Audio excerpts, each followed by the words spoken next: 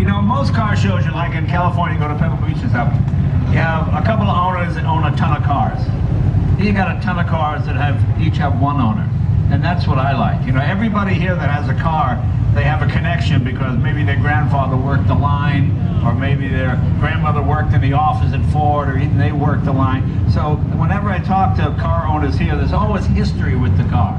You know, in LA, you bought it done from somebody else. Here, it's usually people that have built it and maintained it themselves, you know, and it's their pride and joy.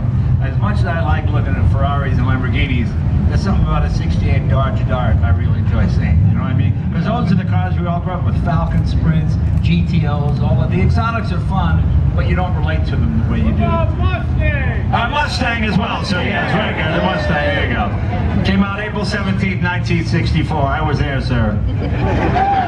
And it went from generator to alternator on September 17th. Yeah, so there you go. So I'll give you all the Mustang facts later on, but yeah. But of course, the Mustang, yeah, a classic example. But anyway, we have him here because I have a line of car care products. This is we developed this. I see, normally when you're in my position, you get a big company and they give you a big check and they go, well, you hold this up, this thing will wax and say use it. You go, okay. But I didn't want to do that. We developed all of our stuff in-house. We tested it for 15 years, we put it out, and then we finally, when we thought it was good enough, we sent it to Walmart, and they have a really strict policy that to get your product into Walmart, they put it in a box, they throw it down the stairs 6 times, if it doesn't leak, okay, that's one test, there's all this kind of stuff. But it's very stringent, it's very strict, and I was so thrilled that we were able to meet your high standard. That's kind of what we have here today, that's what this is about. This is the truck. Sam Walton was a pretty, shall we say, thrifty guy. I would say thrifty. My mother's from Scotland. You don't say cheap, you say thrifty. And he walked in, he said, I need a truck to deliver my stuff because he was using the station wagon. And he walked in, he bought this right off the floor, didn't order it. 6-cylinder, 4-speed, no air conditioning, just basic drum brakes, just a truck. And that's what the whole company is built on. And so we want to do what we call, I guess, an homage to that truck. I bought one. I wanted to kind of honor Sam because he's honoring us by having my products in his store. You want to take a look? We'll pull this cover off. Come on. This is, now look at this truck. You see the color combination? Okay, this is sort of a modern version and modern interpretation. Let's take it off. Ready to go? Here we are. Right, here we go. Okay, it's an F-150 Lightning. There you go. Please hold your applause. Yeah, F-150 Lightning. Well, we wanted to do a modern version of it because Walmart is all. You guys are pretty much committed to carbon neutral. We are. We've got big goals to be carbon neutral by 2040, and our fleet of delivery vans, which is behind us, which this is the E-Transit. The entire fleet is electric, so we're making a lot of progress, and you know, these things are amazing, the way they ride, the way they drive, and there's just been so much progress since the 1979 Sam Walton F-150 behind us. Yeah, see, I really think these kind of electric vehicles will help us keep our internal combustion engines because you'll use your electric vehicle maybe to commute and go to work and do things like that. Then you use your Mustang, your Camaro, whatever it might be, on the weekends to go out and have fun, you know.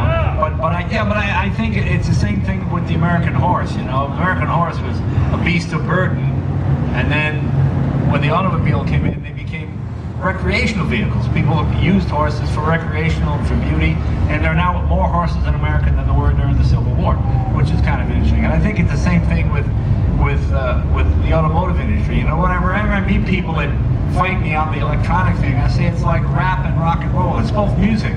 You know, it's just which one you have to like better, but you can both play in the same arena. And I meet young people today who don't know anything about a quadrinet carburetor, but can take a computer and, you know, hot rod an EV, which I can't do. So I think it's great. I like diversity. I like the fact that, you know, in California, gas is as much as $8 a gallon in some places. And when you got a truck, that's going to be a big expense. So the fact you can plug it in and drive, I mean, in California, I feel like it's free because I'm not looking at that sign every time I go back a street corner, $6.98 a gallon, $7.02 a gallon. That's what you see in California. So this is on my electric bill. It's like I'm not even paying for it. So I know I am. It's just psychological. It's just psychological. Very cool. Very cool. Well, I guess we're about ready to head out on the road. Yeah, we're going to take a ride in this, and can't wait to